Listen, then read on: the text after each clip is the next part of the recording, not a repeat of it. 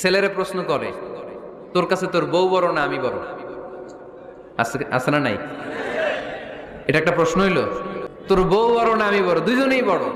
তো এক ছেলে সুন্দর উত্তর দিছে, আমার কাছে ভালো লাগছে উত্তরটা শুনে। এক মা প্রশ্ন করছে, তোর এতদিন আমি লালন পালন করে বড় করলাম, জীবন যৌবন তোর জন্য শেষ করলাম, আজকে বউ পাইয়া বউ তোর আপন হয়ে গেল।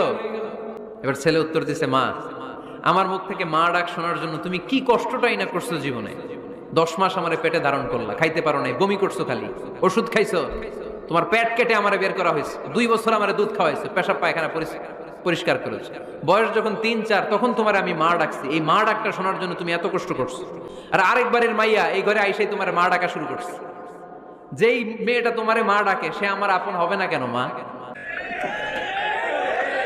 ঠিক কিনা? এই মা ডাক শোনার জন্য তুমি এত কষ্ট করলা, আমার লালন পালন করলা, 10 মাস পেটে ধরলা, পেশাব পায়খানা পরিষ্কার করলা, এরপরে মা ডাক শুনতে পারছো। আর আরেকবারের মেয়ে জানা নাই চিনা নাই এসেই তোমার ডাকা শুরু করছে মা। তো যে আমার মারে মা ডাকে তার স্থান তো আমার কলিজায়।